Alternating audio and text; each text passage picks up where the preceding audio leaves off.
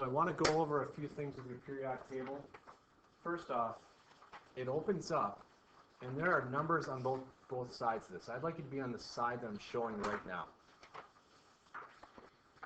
So it's the side that has the numbers a little bit bigger, has the elements in bold, things of that nature.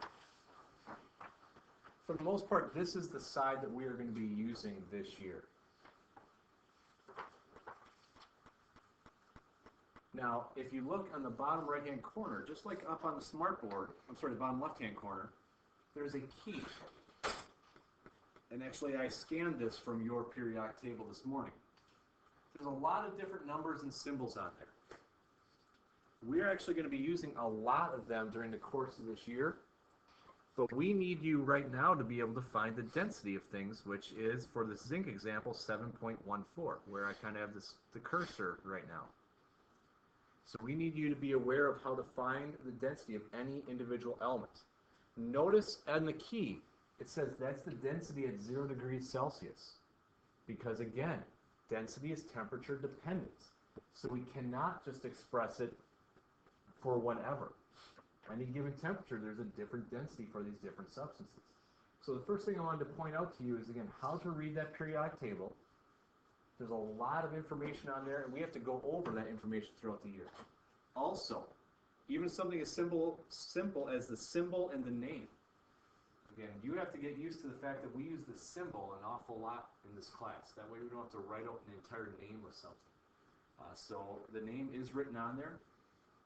You will be given a periodic table or get to use your own on any assessment we give this year.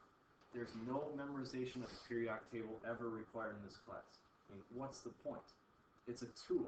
Let's learn how to use the tool instead of having you waste time memorizing C stands for carbon and B stands for boron and things like that.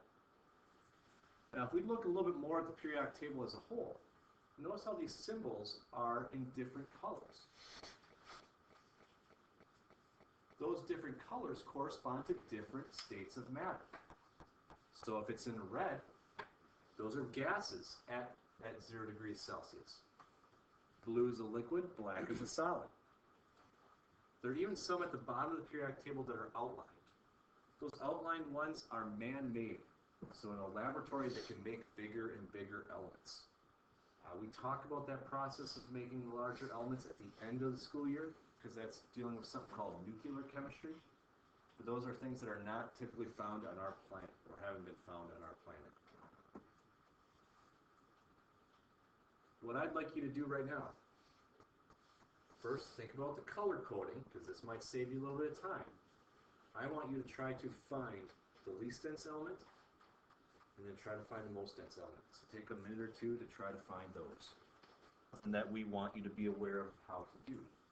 So again, knowing how to use the periodic table was one of our goals during today as well. The last thing that is a goal as well today is when we're dealing with our lab data, and the fact that next class we're going to have some pure elements and we're going to be working with.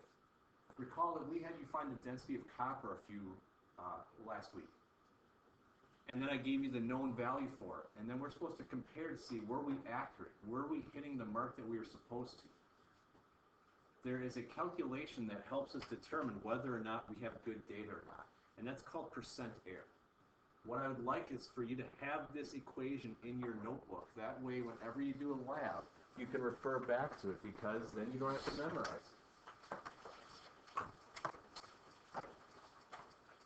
It's sometimes called relative error, sometimes it's called percent error. But if you wrote this right below your density notes from the other day, you can't read it. It says the theoretical value, which sometimes I would refer to as the known value, minus the experimental value. In other words, what you were able to get in the laboratory, divided by that theoretical value again. Typically, we don't care if it's a positive or a negative value. That's why you can see absolute value brackets around that expression. And lastly, relative error or percent error is typically solved for or represented as a percentage. That's why we multiply by 100. both in the activity that we're about to do and in the lab next time. We will have you calculate your air. General rule of thumb is, in this classroom, if you're above 15% air, something's not right. And what you have to understand is when we have to determine then, why were we off? It should not be something that was your fault. So for example, AP chemistry students are doing a lab right now and they're turning it in tomorrow, and they had to calculate their air. And if they were above 15%, they have to tell me what went wrong or why didn't they get their good results. One student came up to me and said, well, if our crucible was wet before we started, that added extra mass. My response was, why didn't you dry it out? That's their mistake. I see Chem 1 students sometimes trying to say, well, I typed it in wrong into my calculator. Well, then do it right.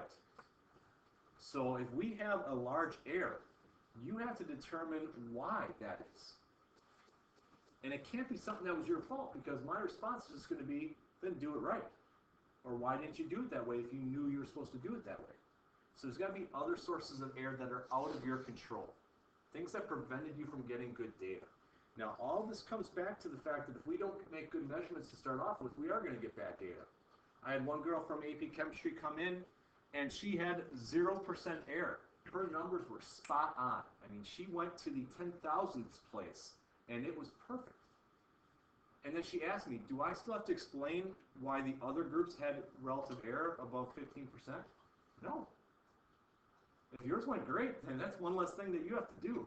Good data means, hey, we got it figured out, no problem. It's only those that didn't have good data have to explain it. So this is to your benefit as well if you can get good data with good measurements. So again, we're going to practice that here.